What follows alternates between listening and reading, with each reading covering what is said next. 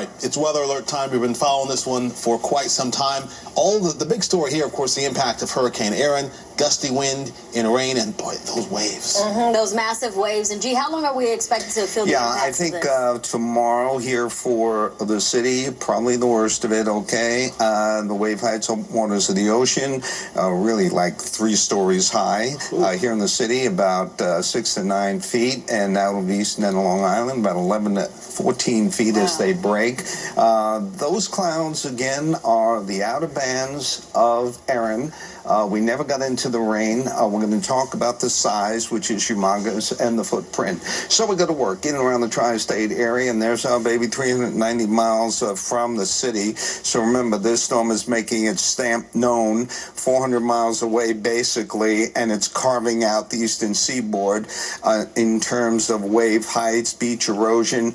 As I mentioned before, the wave heights with the high tide and all, about 13 feet off Montauk Point in the south-facing shore of Long Island, about 10 feet here in the harbor area. That would be for Friday, tonight into Friday, and then about 12 feet over central southern New Jersey. Now, the high tide we mentioned before is 6:46 p.m. in Belmar, Seaside Heights. There's Coney Island in the Battery, Freeport, and Bridgeport. It is an important high tide, which will repeat basically the same time tomorrow. The warning area is the area with beach erosion. That's the one that will take an absolute beating, with also the dangerous riptide. From the Hamptons to Islip to Farmdale to New York to Newark to Toms River, that is your story.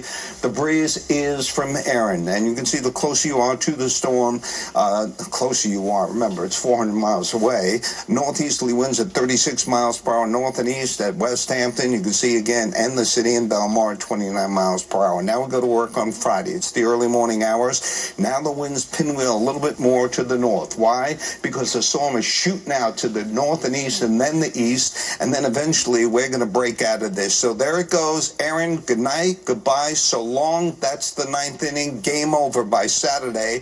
And here is your forecast. 83 with sun. Very nice. Maybe a stray shower Sunday and Monday. It stays remarkably cool for the next month, believe it or not, and remarkably dry. Let's chat more later on.